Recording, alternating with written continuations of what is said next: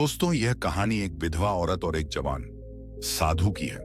कैसे एक साधु जिसने सन्यास का रास्ता चुना था, एक विधवा औरत से प्रेम करने लगा, और कैसे वही साधु उस विधवा को गर्भवती कर देता है। यह कहानी प्यार, समाज और इंसानी भावनाओं के टकराव की है।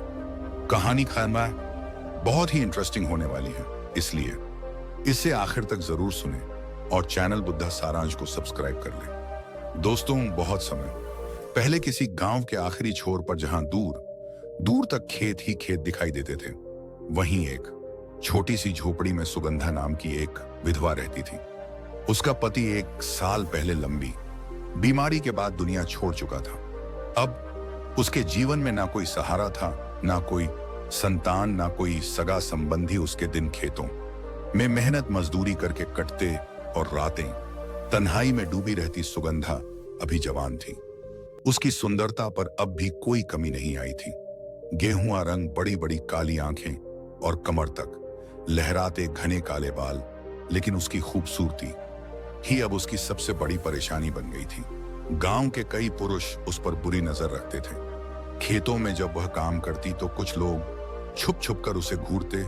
कभी कभी कुछ लोग जानबूझकर उसके घर के सामने से गुजरते, उसे देखने के बहाने खोजते। सुगंधा यह सब महसूस करती थी, लेकिन उसने हमेशा अपनी मर्यादा बनाए रखी।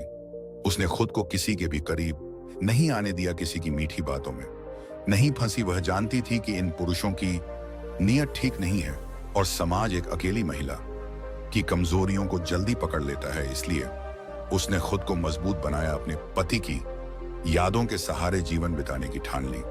एक दिन गांव में खबर फैली कि एक युवा साधु यहां आए हैं। कहा जाता था कि वह कुछ समय के लिए एकांत में तपस्या करना चाहते हैं। गांव वालों ने उनके लिए पुराने आश्रम को खो दिया, जो वर्षों से खाली पड़ा था। गांव के बुजुर्गों ने उनकी आव भगत की, उनके रहने का प्रबंध किया और सुबह शाम उनके लिए भोजन पानी भेजने लगे। साधु का नाम था आनंद गिरी। वह देखने में अत्यंत आकर्षक थे। चौड़ा सीना, लंबा कद, गहरे आंखों में अद्भुत शांति और चेहरे पर दिव्य चमक। वह बहुत कम बोलते, लेकिन जब बोलते तो ऐसा लगता जैसे कोई गहरी बात कह रहे हो। धीरे धीरे पूरे गांव को उनके आने की खबर हो गई। लोग सुबह शाम उनके दर्शन के लिए आने लगे। साधु उनसे प्रेम पूर्वक मिलते, लेकिन किसी से अधिक बातचीत नहीं करते। सुगंधा को अपने खेत में काम करते हुए अपनी सहेली गौरी से साधु के बारे में पता चला। गौरी ने कहा, सुगंधा चलो ना, हम भी साधु महाराज से मिलकर आते हैं। सभी लोग जा रहे, हम भी जाकर उनका आशीर्वाद ले आते हैं। सुगंधा पहले तो चिचकी, लेकिन फिर उसने सोचा कि गांव के बाकी लोग भी साधु से मिलने जा रहे हैं तो उसमें क्या बुरा है। आखिर साधु एक संत है, वह तो पवित्र आत्मा होंगे। अगले दिन सुबह के समय सुगंधा और गौरी एक टोकरी में फल और कुछ रोटियां लेकर आश्रम पहुंची। जब वे वहां पहुंची तो देखा कि साधु खुद ही आश्रम की सफाई कर रहे थे। आश्रम में और कोई नहीं था। जैसे ही साधु ने उन्हें आते देखा, उन्होंने अपना काम रोक दिया और उनके पास आ गए। बोलो वक्स, कैसे आना हुआ? साधु ने शांत स्वर में पूछा।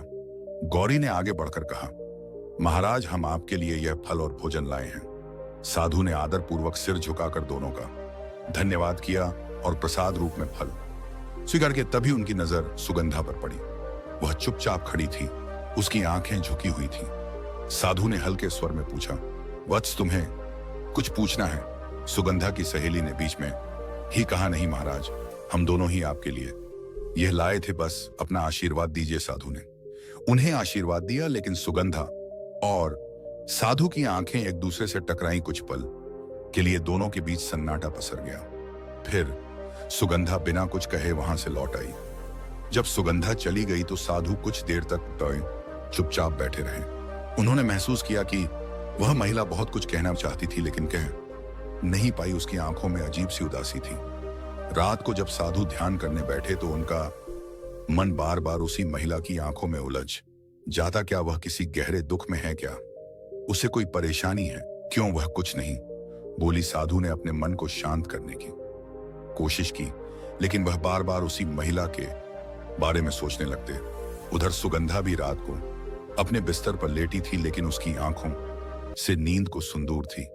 पता नहीं क्यों जब मैं साधु के सामने गई तो मेरे अंदर कुछ अजीब सा महसूस हुआ, दिल की धड़कन तेज हो गई थी, जुबान बंद हो गई थी। ऐसा क्यों हुआ? वह मन ही मन खुद को डांट रही थी, अरे वह तो एक संत है, उनके बारे में इस तरह सोचना पाप है। लेकिन वह इतने आकर्षक क्यों हैं? पूरी रात सुगंधा और साधु दोनों एक दूसरे के बारे में सोचते रहे, लेकिन खुद से लड़ते भी रहे। अगली सुबह जब साधु आश्रम के बगीचे में एक बड़े पेड़ के नीचे बैठे थे, तभी सुगंधा अकेली वहां आई। साधु ने उसे देखते ही पूछा, बोलो वत्स, कुछ पूछना है? सुगंधा ने कुछ नहीं कहा। वह चुपचाप उनके सामने एक टोकरी रखी जिसमें कुछ फल थे और बिना कुछ बोले वहां देखी से लौट गई। साध अब और भी अधिक सोच में पड़ गए। आखिर यह महिला कहना क्या चाहती है? क्या यह गूंगी है? क्या यह मुझसे कुछ छिपा रही है? उस रात साधु बेचैन रहे और उधर सुगंधा भी। अगले दिन जब सुगंधा फिर आश्रम पहुंची, तब साधु बगीचे में पक्षियों को दाना खिला रहे थे। इस बार जैसे ही सुगंधा आई, साधु ने मुस्कुराकर पूछा, वत्स तुम बोलती क्यों नहीं? क्या तुम गूंगी हो? सुगंधा हल्की सी मुस्कुराई। साधु उसकी सादगी और उस मुस्कान से विचलित हो गए। सुगंधा ने धीमे स्वर में कहा, नहीं महाराज, ऐसी बात नहीं है। मैं रोज सोचती हूं कि आपसे बात करूं, लेकिन आपके सामने आते ही मेरी जुबान बंद हो जाती है, दिल की धड़कन तेज हो जाती है। साधु आनंदगिरी के कानों में देर तक गूंजते रहे।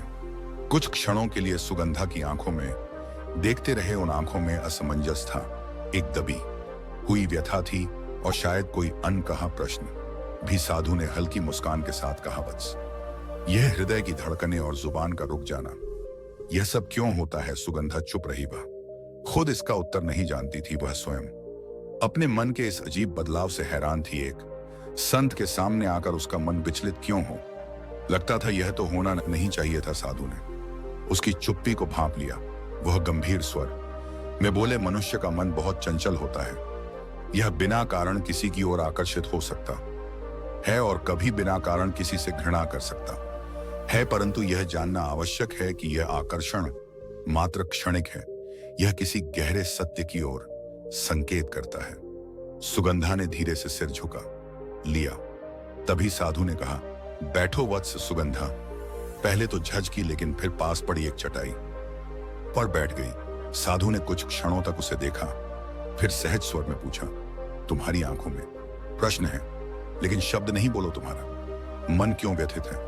सुगंधा ने एक लंबी सांस ली। आज तक उसने अपने मन की बात किसी से नहीं कही थी, लेकिन न जाने क्यों इस संत के सामने उसे लग रहा था कि वह अपने हृदय की पीड़ा उंडेला सकती है। वह धीमी आवाज में बोली, महाराज, मैं इस गांव की हूं, मेरा नाम सुगंधा है। मेरे पति 1 वर्ष पहले इस संसार से चले गए, तब से मैं अकेली हूं। साधु ध्यान से सुनते रहे। सुगंधा ने आगे कहा, गांव में अकेली औरत होना आसान नहीं होता महाराज। यह कहते कहते उसकी आवाज कांप गई। वह क्षण भर को रुकी, फिर पुनः बोली, जब तक पति थे मैं सुरक्षित थी, लेकिन उनके जाने के बाद अब हर नजरों में मैं एक स्त्री नहीं, एक अफसर बन गई हूं। गांव के कुछ लोग मेरी मदद के नाम पर मुझसे अपेक्षाएं रखते हैं। खेतों में काम करते समय कई बार मुझे अजीब नजरों का सामना करना पड़ता है। कुछ लोग मेरे घर के सामने से जानबूझकर गुजरते हैं। कभी कभी तो कोई रात में भी दरवाजा खटखटाने की कोशिश करता है। यह कहते कहते उसकी आंखों में आंसू आ गए। उसने जल्दी से अपनी साड़ी के पल्लू से उन्हें पोंछ लिया। साधु अब गंभीर हो गए थे। कुछ क्षणों तक मौन रहने के बाद साधु बोले, अकेलेपन का दुख सबसे बड़ा दुख होता है वत्स, परंतु यह संसार ऐसा ही है। जो कमजोर दिखता है उसे लोग और कमजोर बनाना चाहते हैं। जो निडर रहता है उसे संसार भी सम्मान देता है। सुगंधा ने अचरज से उनकी ओर देखा, लेकिन महाराज, मैं क्या करूं? मैं अकेली औरत हूं। मैं कितना भी निडर बनने की कोशिश करूं, फिर भी यह समाज मुझे मेरी कमजोरी का एहसास कराता रहता है। साधु ने उसकी ओर देखा और बोले, तुम्हें अपनी शक्ति को पहचानना होगा वत्स। संसार में कोई अकेला नहीं होता। यह ब्रह्मांड हर जीव को उसके अनुसार मार्ग देता है। जब तक तुम स्वयं को निर्बल मानोगी, संसार भी तुम्हें निर्बल ही देखेगा। लेकिन जिस दिन तुम अपनी आत्मशक्ति को जागृत कर लोगी, उसी दिन यह संसार भी तुम्हें सम्मान की दृष्टि से देखने लगेगा। सुगंधा ध्यान से सुन रही थी। साधु ने आगे कहा, यह सत्य है कि स्त्री होना इस समाज में सरल नहीं है, परंतु स्त्री केवल करुणा और सहनशीलता का प्रतीक नहीं है, वह शक्ति का भी स्वरूप है। याद रखो, जब एक नारी संकल्प ले लेती है तो देवता भी उसे रोकते नहीं सकते। सुगंधा के चेहरे पर एक नई चमक आई। वह पहली बार महसूस कर रही थी कि शायद वह भी कमजोर नहीं है।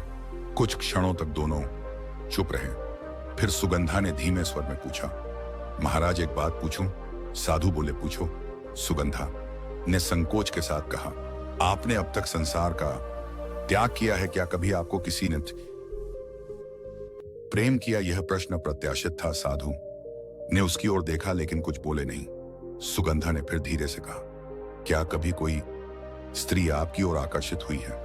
अब साधु ने आंखें बंद कर ली। उनका हृदय विचलित हो गया था। यह प्रश्न साधारण नहीं था। यह एक ऐसी अनुभूति को छू रहा था जिसे वह वर्षों से दबाते आए थे। सुगंधा ने उनकी चुप्पी देखी और कर कहा, मुझे क्षमा करें महाराज, यह प्रश्न नहीं पूछना चाहिए था। साधु ने आंखें खोली और शांत स्वर में कहा, मनुष्य का मन कई तरह की इच्छाएं उत्पन्न करता है वत्स, परंतु हर इच्छा को पूरा करना आवश्यक नहीं होता। सुगंधा ने सिर झुका लिया, लेकिन सुगंधा के मन में यह प्रश्न घर कर गया, क्या साधु भी कभी प्रेम कर सकते हैं? सुगंधा थोड़ी देर बाद चली गई, लेकिन उस दिन की बातचीत साधु के मन में लगातार गूंजती रही। रात घिर आई थी। जंगल के भीतर स्थित वह छोटा सा आश्रम चांदनी में नहाया हुआ था। आसपास केवल जंगली वृक्ष थे और दूर बहती नदी की धीमी आवाज सुनाई दे रही थी। साधु ने ध्यान लगाने की कोशिश की, लेकिन मन स्थिर नहीं हो पा रहा था। क्या कभी कोई स्त्री मेरी ओर आकर्षित हुई है? यह प्रश्न बार बार उनके भीतर गूंज रहा था।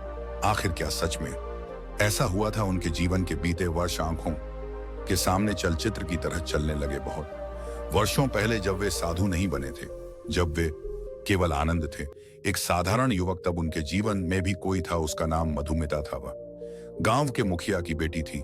सुंदर, चंचल और बेहद भावुक आनंद और मधुमिता बचपन से मित्र थे, और कब यह मित्रता प्रेम में बदल गई है किसी को पता ही नहीं चला। वह उन दिनों की बात थी जब आनंद को संसार का मोह था, जब वह जीवन के सुखों को भोगना चाहता था, जब उसे लगता था कि प्रेम ही संसार का सबसे बड़ा सत्य है। लेकिन फिर एक दिन उनके जीवन में एक ऐसा मोड़ आया जिसने सब कुछ बदल दिया। गांव में अचानक अकाल पड़ा। कई लोग भूखे मरने लगे। मुखिया का परिवार भी मुश्किलों में था। तभी गांव में एक धनी व्यापारी आया। उसने मुखिया से कहा, यदि तुम अपनी बेटी का विवाह मुझसे करवा दो तो मैं पूरे गांव की सहायता कर दूंगा। मुखिया ने अपने गांव की भलाई के लिए यह प्रस्ताव स्वीकार कर लिया। जब आनंद को यह बात पता चली तो वह क्रोध से पागल हो गया। वह सीधा मधुमिता के पास पहुंचा और कहा, मधु, हमें यहां से भाग चलना चाहिए। तुम्हारे पिता यह विवाह जबरदस्ती करवा रहे हैं। मधुमिता की आंखों में आंसू थे। आनंद, मैं तुमसे प्रेम करती हूं, लेकिन मैं अपने पिता को नहीं छोड़ सकती। वे मेरे लिए सब कुछ है। आनंद को विश्वास नहीं हुआ, तो तुम मुझे छोड़ दोगी? उसने व्यथित स्वर में पूछा। मधुमिता ने रोते हुए कहा, कभी कभी प्रेम को त्यागना भी प्रेम ही होता है। उस दिन आनंद का हृदय टूट गया था और उसी दिन उसने संन्यास लेने का निर्णय कर लिया। वह सब कुछ छोड़कर जंगलों में चला गया। साधु आनंदगिरी की आंखें खुल गईं। अतीत की स्मृतियां अभी भी ताजा थीं। आज इतने वर्षों बाद जब सुगंधा ने वह प्रश्न पूछा था तो उनके हृदय में वही पुरानी पीड़ा जाग गई थी। क्या सुगंधा भी मधुमिता की तरह मुझसे जुड़ने लगी है? क्या मैं फिर से उसी मार्ग पर खड़ा हूं जहां प्रेम और त्याग के बीच निर्णय लेना होता है? साधु आनंदगिरी ने गहरी सांस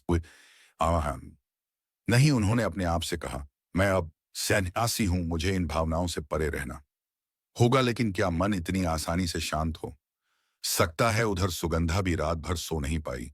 साधु के शब्द उसके कानों में बार बार गूंज रहे थे। हर प्रश्न का उत्तर आवश्यक नहीं होता, लेकिन यह उत्तर देने से बचना भी तो एक संकेत था। क्या मैं सच में उनके प्रति आकर्षित हो रही हूं? सुगंधा ने खुद से यह प्रश्न किया। नहीं, यह बस उनका ज्ञान है, उनकी वाणी का प्रभाव है, उनकी शांति का आकर्षण है। लेकिन फिर उसका मन उसे समझाने लगा, तो जब भी तुम उनके सामने जाती हो तुम्हारा दिल तेजी से क्यों धड़कने लगता है? तुम उनके पास जाने के बहाने क्यों खोजने लगी हो? सुगंधा के भीतर एक अजीब सी बेचैनी थी। उसे लग रहा था कि वह किसी गहरे भाव में फंसती जा रही है। अगली सुबह जब एक सुगंधा मंदिर पहुंची तो उसने साधु को बतिन ध्यान मग्न पाया, लेकिन आज वह उनके सामने में नहीं जा पाई। वह दूर से ही उन्हें देखती रही और चुपचाप लौट गई। साधु आनंदगिरी ने ध्यान खोला, लेकिन उनका मन बेचैन था। यह पहली बार था कि किसी व्यक्ति की अनुपस्थिति उन्हें खल रही थी। सुगंधा क्यों नहीं आई, यह प्रश्न उनके भीतर गूंज रहा था। लेकिन फिर उन्होंने खुद को समझाया, सन्यासी के लिए किसी व्यक्ति का आना या ना आना मायने नहीं रखना चाहिए। उन्होंने आंखें बंद कर ली, लेकिन मन को नियंत्रित नहीं कर पाए। वहीं दूसरी ओर सुगंधा भी अपने कमरे में असमंजस में थी। मुझे क्यों ऐसा लग रहा है कि मैं उनके बिना अधूरी हूं? उसका मन कह ही रहा था कि उसे आश्रम जाना चाहिए, परंतु उसके भीतर एक अजीब सी झिझक थी। लेकिन आखिरकार भावनाओं ने तर्क को हरा दिया। वह शाम होते ही आश्रम की ओर बढ़ चली। निगाहें मिली, दिल धड़का। जब सुगंधा आश्रम पहुंची तो साधु उसे देखकर चौंक गए। उनकी आंखों में एक हल्की सी चमक थी जिसे उन्होंने तुरंत छिपाने की कोशिश की। तुम आज देर से आई? उन्होंने सामान्य स्वर में पूछा। सुगंधा कुछ देर उन्हें देखती रही, फिर मुस्कुराई। क्या आप मेरे आने का इंतजार कर रहे थे? साधु ने तुरंत नजरें फेर ली। सन्यासी किसी का इंतजार नहीं करते। सुगंधा को उनकी झिझक समझ आ रही थी। वह मुस्कुराई और धीरे धीरे उनके पास आकर बैठ गई। अगर कोई सन्यासी भी इंतजार करने लगे तो क्या उसे प्रेम कहा जाएगा? साधु ने उसकी ओर देखा। उनकी आंखों में हल्का सा कंपन था। सुगंधा ने उनकी हथेलियों पर धीरे से अपना हाथ रख दिया। एक सन्यासी जिसने वर्षों तक किसी स्पर्श को अनुभव नहीं किया था, आज पहली बार किसी के स्पर्श को महसूस कर रहा। एक हल्की सिहरन उनके भीतर दौड़ गई। उस रात चांद की रोशनी खिड़की से भीतर आ रही थी।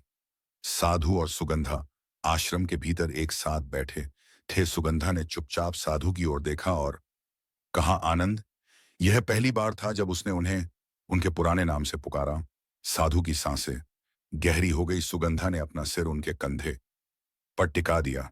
साधु की आंखें बंद हो गईं। एक पल के लिए उन्होंने अपने भीतर उठती भावनाओं को रोकने की कोशिश की, लेकिन प्रेम की शक्ति हर बाधा को पार कर सकती थी। धीरे धीरे उनके हाथ सुगंधा की पीठ पर चले गए। सुगंधा ने उनकी ओर देखा और इस बार उन्होंने कोई विरोध नहीं किया। सन्यासी बनने से पहले आप भी तो एक इंसान थे, है ना? साधु ने कोई उत्तर नहीं दिया। उन्होंने बस सुगंधा को अपनी बाहों में कस लिया। उस रात उनके बीच कोई शब्द नहीं थे, केवल प्रेम की भाषा थी। हर रात नई रंगीनियों, हर दिन नई नजदीकियां। उस रात के बाद सब कुछ बदल गया। अब सुगंधा रोज आश्रम आती। दिन में वह साधु के लिए भोजन बनाती, आश्रम की सफाई करती और उनसे बातें करती। और रात होते ही जब पूरा जंगल सो जाता, तब उनका प्रेम जागता। साधु जिन्होंने कभी अपने मन को नियंत्रित किया था, अब हर रात सुगंधा की बाहों में खुद को भूलने लगे थे। उनकी साधना अब प्रेम बन चुकी थी। सुगंधा अब केवल एक आगंतुक नहीं थी, वह अब उनके जीवन का हिस्सा बन चुकी थी। एक दिन साधु जब ध्यान में बैठे थे, तब अचानक उनकी आंखें खुल गईं। मन में केवल एक ही प्रश्न था, क्या मैं अब भी सन्यासी हूं या मैंने प्रेम के आगे अपना सन्यास छोड़ दिया है? उसी दिन जब सुगंधा आई तो उन्होंने उसका हाथ पकड़ लिया और पहली बार बिना किसी झिझक के कहा, सुगंधा, क्या तुम हमेशा मेरे साथ रहोगी?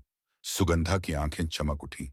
उसने सिर हिलाया और उस क्षण साधु ने स्वीकार कर लिया कि उनका सन्यास समाप्त हो चुका था। अब वे सिर्फ आनंद थे, एक सन्यासी नहीं बल्कि प्रेम का पुजारी। ऐसे ही कुछ महीने बीतने के बाद सुगंधा अब पहले जैसी नहीं थी। उसके चेहरे पर एक नई चमक थी, लेकिन शरीर थका थका सा लगता। पिछले कुछ दिनों से उसे सुबह होते ही मतली महसूस होती, भूख कम लगती और कमजोरी बढ़ गई थी, लेकिन उसने इस पर ज्यादा ध्यान नहीं दिया। एक दिन वह खेत में काम कर रही थी। धूप तेज थी, लेकिन वह मिट्टी में फावड़ा चला रही थी। तभी अचानक उसे चक्कर आया और वह वही घुटनों के बल बैठ गई। उफ! उसने माथे पर हाथ रखा। साथ काम कर रही एक बुजुर्ग महिला, जिसे सताई कहते थे, यह देख चौंक गई। अरे सुगंधा, तुझे क्या हुआ? ताई ने फौरन उसे संभाला। सुगंधा ने उल्टियां को रोकने की कोशिश की, लेकिन असफल रही। वह वही खेत के किनारे जाकर उल्टियां करने लगी। ताई चिंता से उसके पास आई और उसकी पीठ सहलाने लगी। बिटिया, यह क्या हो रहा है तुझे? जब से आई है कमजोरी लग रही है, अब यह उल्टियां भी कहीं? तू ताई ने धीरे से सुगंधा के पेट पर हाथ रखा। एक अनुभवी महिला होने के नाते ताई सब समझ गई। उसके चेहरे पर आश्चर्य और चिंता का मिश्रण था। सुगंधा, तू विधवा है? फिर यह गर्भ? सुगंधा का चेहरा पड़ गया। उसका दिल जोर जोर से धड़कने लगा। नहीं ताई, ऐसा कुछ नहीं है, आप गलत समझ रही हैं।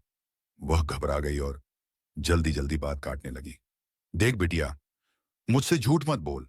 मैं सब समझ रही हूं। तेरी आंखें, तेरा चेहरा, यह झूठ नहीं बोल सकता। ताई ने सख्ती से कहा। सुगंधा के होंठ कांपने लगे। वह कुछ कह नहीं पाई और सिर झुका लिया। उसकी आंखों से आंसू बहने लगे। ताई ने गहरी सांस ली और उसके सिर पर हाथ रखा। बिटिया, अब तुझे अपनी सच्चाई छुपानी नहीं चाहिए। तू किसके बच्चे की मां बनने वाली है? सुगंधा हड़बड़ा कर उठी और बोली, मुझे घर जाना है ताई, मुझे बहुत थकान हो रही है। फिर वह जल्दी से अपने घर की तरफ भाग गई, लेकिन ताई के मन में शक का बीज पड़ा चुका था। रात का रहस्य और आश्रम की ओर बढ़ते कदम। रात का समय था, चांद की रोशनी हल्की थी और पूरा गांव गहरी नींद में था।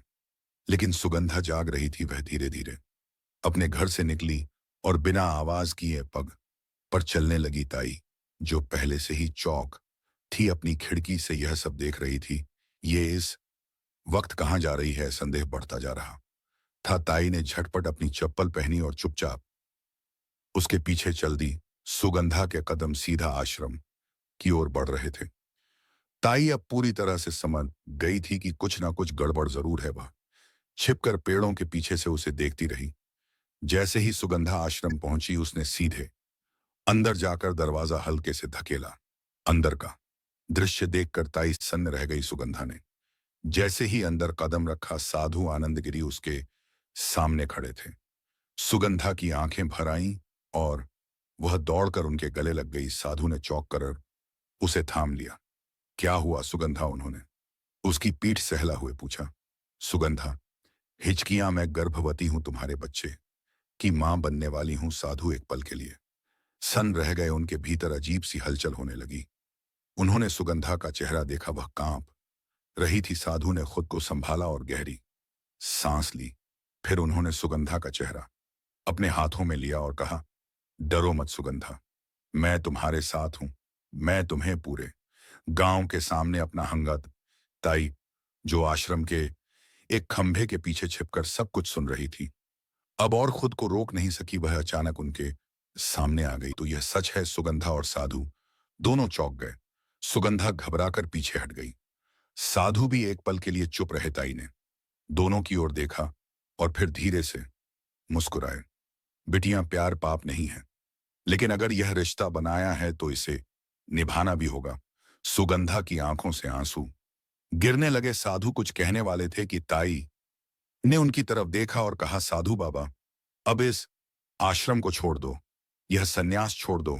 यह जीवन तुम्हारे लिए नहीं है। प्रेम तुम्हें पुकार रहा है। समाज तुम्हें अपनाने में समय लगाएगा, लेकिन तुम्हें अपनी जिम्मेदारी से भागना नहीं चाहिए। साधु कुछ देर तक सोचते रहे। फिर उन्होंने सुगंधा की ओर देखा और उसी क्षण उन्होंने निर्णय ले लिया। ताई ने उन्हें समझाया कि अब गांव में रहना सुरक्षित नहीं होगा। लोग सवाल करेंगे, हंगामा होगा। इसलिए उन्होंने रातों रात गांव छोड़ने का फैसला कर लिया। सुगंधा और साधु ने साधे कपड़े पहने, कुछ जरूरी सामान लिया और गांव वनिश्वे से निकल पड़े। ताई ने उन्हें आशीर्वाद दिया और कहा, खुश रहना, अब से तुम दोनों एक नए जीवन की शुरुआत कर रहे हो। साधु ने आखिरी बार अपने आश्रम को देखा। फिर उन्होंने मैच सुगंधा का हाथ थामा और दोनों आगे बढ़ गए। अगले दिन वे एक दूर के गांव में पहुंचे और वहां के मंदिर में शादी कर ली। अब आनंद कोई साधु नहीं था, वह एक आम आदमी बन चुका था। उसने मेहनत से काम किया, खेतों में पसीना बहाया और अपनी गृहस्थी को संभाला। कुछ महीनों बाद सुगंधा ने एक सुंदर पुत्र को जन्म दिया। अब वे एक सामान्य पति पत्नी की तरह जीवन बिता रहे थे। प्रेम की ताकत ने सन्यास को हरा दिया था। और यही जीवन का सत्य था दोस्तों। सन्यास मन से नहीं, कर्म से होता है। और प्रेम सबसे बड़ा सन्यास है। ऐसे ही कहानी के लिए बुद्धा सारांश चैनल को सब्सक्राइब करें।